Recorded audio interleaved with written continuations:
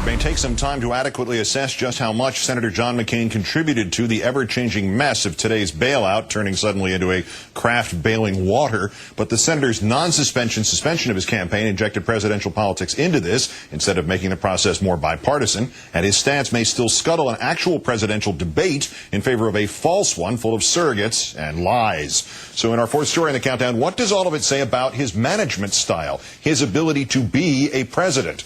The senator suspended his campaign yesterday, Wednesday, even though just one day earlier on Tuesday, he admitted to having not even read the 3-page bailout proposal from Treasury Secretary Paulson, which had become available the previous Friday, even though a little more than a week ago, McCain had said, quote, "The fundamentals of our economy are strong." What had changed, as Ben Smith of Politico.com first suggested, were McCain's poll numbers. If that sounds cynical, consider how this supposedly bold move mirrors McCain's choice of Governor Sarah Palin as his running mate. McCain evidently wanted to shake up his then listless campaign, and since he could not have Senator Joe Lieberman, his first choice, he went with somebody he had barely met.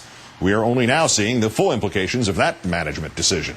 Thus, the two major decisions of Senator McCain since becoming his party's nominee.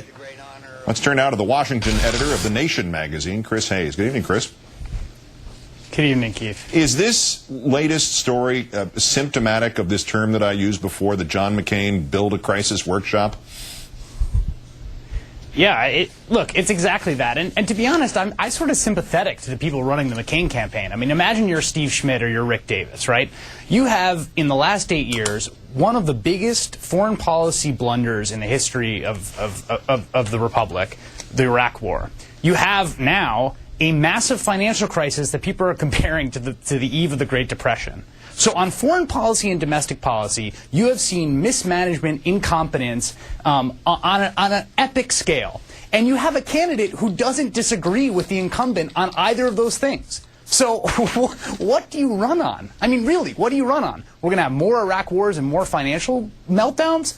You can't do it. You cannot run on your actual platform. There's nothing they can do except for manufacture these crises and try to distract everyone and run out the clock until Election Day. But doesn't there have to be some reality within these crises? I mean, no politics. So he gives a speech this morning to the Clinton Global Initiative, suspended the campaign, but the commercials still run and the surrogates are still out on every network.